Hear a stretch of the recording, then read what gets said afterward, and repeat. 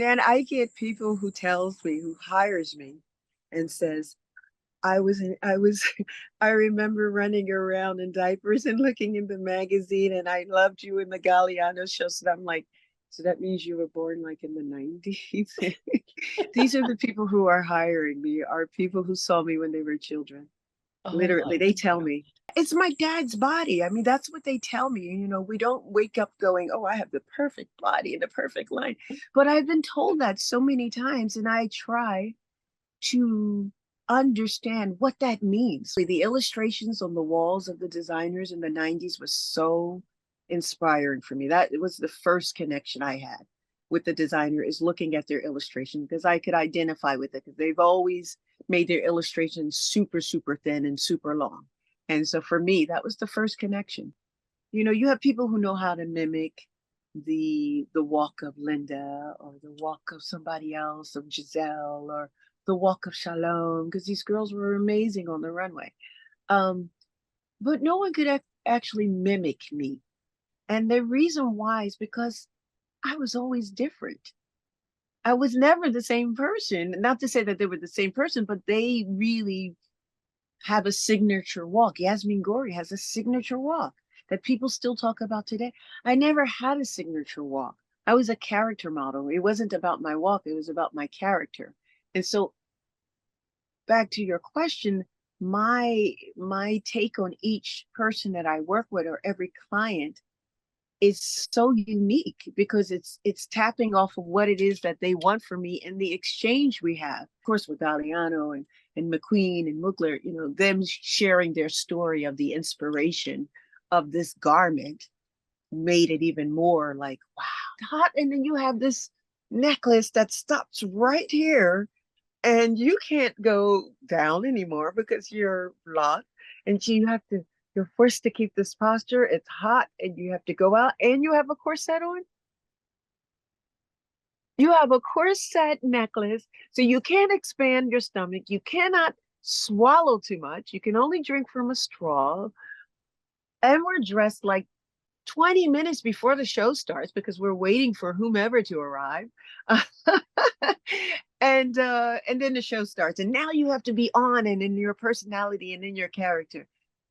I remember Helena Christensen like passing out like right before, and they're like fanning her and making sure, okay, undo her corset, but it takes 30 minutes just to corset her. So just undo it a little bit. Okay, fan her a little bit, give her some water. Okay, all right, we're ready to start. Pull it back up. And then she goes out and she's magical on the runway. That's the part that people don't see, is that behind the scene. That's the hard work. When you want to talk, we work hard. Yes, we work hard to not pass out. We work hard not to show how nervous, how scary it could be to be in those outfits.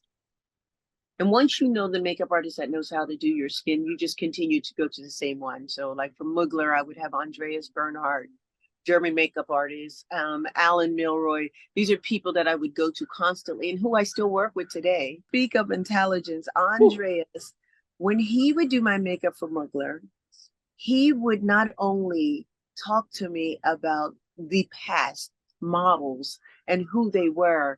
Like, I think one show, Mugler compared me to a model, Doña Luna. Of course, I didn't know who that was at the moment.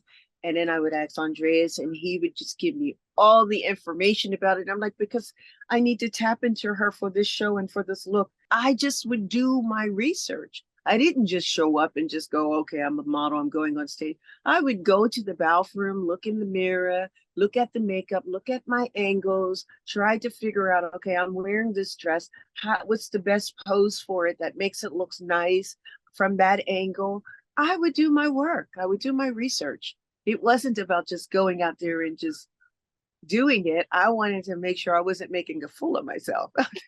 I'm just happy to be there. I really am. Today, I'm so happy to be hired. It's a breakthrough every time I'm hired, because I know that I am not 16, 19, 20.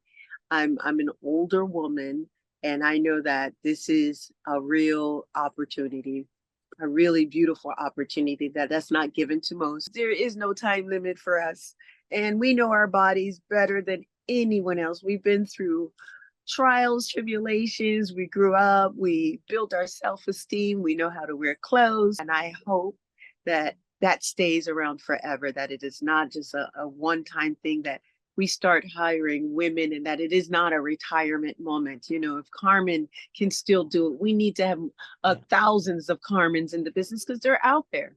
They're out there. There's no reason for us to be unhired because of our age.